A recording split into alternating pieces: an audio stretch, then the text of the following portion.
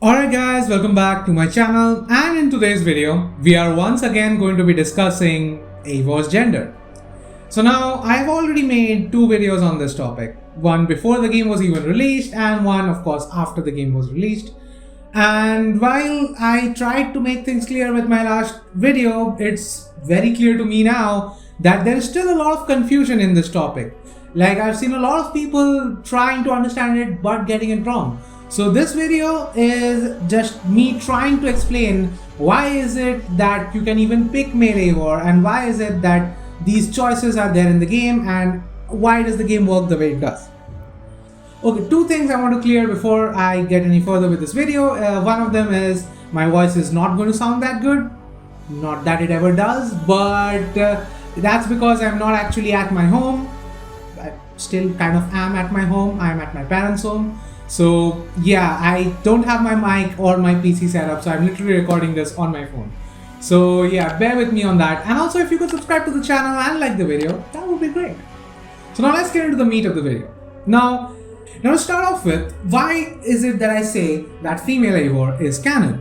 Well, there's a reason why, and the reason is, well, there are three separate reasons.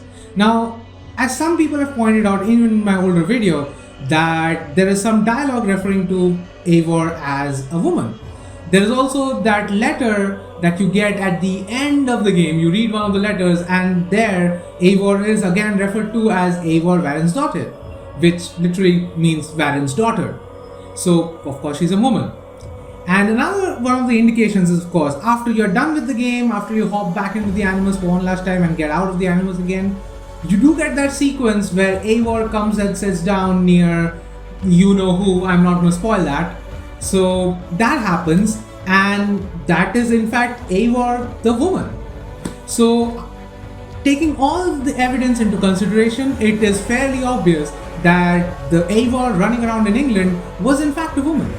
So then why is there an option for a male Eivor? Well, the reason for that is that this game explores something that was set up way back in Assassin's Creed Black Flag.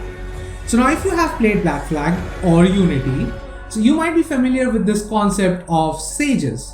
So sages are essentially reincarnations of the Isu Aita, who, Juno was experimenting on, tried to save his life, and eventually decided, you know what, at this point, this is the only way he can survive. So that's what she did. And so Aita keeps reincarnating as these sages. So this is essentially how things work in Valhalla. This is a spoiler warning for Valhalla as well. So please, if you haven't played Valhalla, I mean, it's not that big of a spoiler, but it is still a spoiler. So take it as you will. So in Valhalla, Eivor is actually a sage of Odin, the Isu. So what you actually see in the game is that there are three options in the character selection screen. Now, one of them is play as Eivor. I'm going to refer the female version as Eivor and the male version as Odin so that it's easier to understand. So there are three versions. So there's Eivor, there is the one where the Animus decides, and then there is the Odin version. So what happens here is if you select Eivor then overrides all of the other instances of that character. I will explain what that means a little bit later. Now, if you let the Animus decide, the Animus can decide both from Eivor and from Odin. Again, I'll explain that later. And there's the third option, where you can just play as Odin. So now, how can you do that? That's because I just said, this is a sage we are talking about. This is essentially a reincarnation of Odin. So it has the same DNA, has those memories as well. So from the Animus's perspective, the Animus can't really decide which person is whom here. Because there is Odin, there is Eivor, who are very different people in very different points in time, but they are still essentially the same person for the Animus. It's a flaw with the Animus itself. So what ends up happening is that if you let the Animus decide, which is the canon version, well, technically all three versions are canon, but anyway, so which is the canon version, what happens is the Animus then lets it flow the way it's supposed to be. It tries to make some sense of what's coming to it. So we play as Eivor, the Eivor that was running around in England. But when Eivor then accesses Odin's memories, we play as Odin. Of course, in this game, Odin is known as Havi. So that is another thing that's a little bit of a confusion. So for the purposes of this video, at this point, just assume Odin means Havi. Anytime you see Havi in the game, that is in fact Odin. So that's what happens when you select the middle one, where the Animus decides. So now a lot of people have of course played as the male version, including me, because I like Magnus Brun's voice acting a lot. That's what I picked. So what's actually happening there? So what's happening is Animus is taking Odin, as Odin the person, it is projecting Odin onto Eivor. So instead of us seeing Eivor in the Animus, we are actually seeing Odin, because the Animus doesn't recognize the difference between these two characters.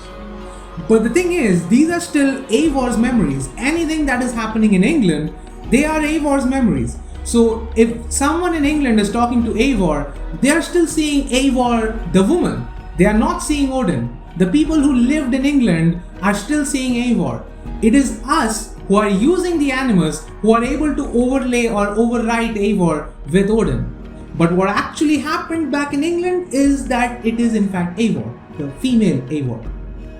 So this is why the letter being addressed or the bleeding effect, everything when it triggers, it shows you Eivor, not Odin.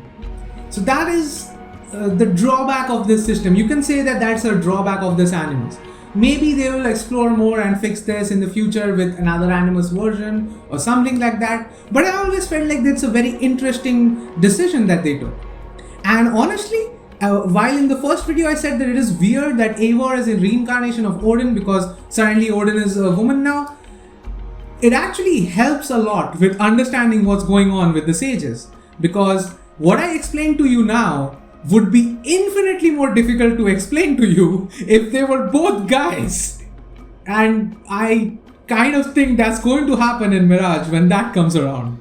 So that will be an interesting thing to see. So anyway, that's what I think. I know it's a confusing thing and I know a lot of people didn't get it because honestly, I don't even blame them. It's not easy to concentrate on Valhalla all that much with the game being what it is. Like the game really tries to take focus away from its story, which is the best part of the game. So I don't know what they were thinking there.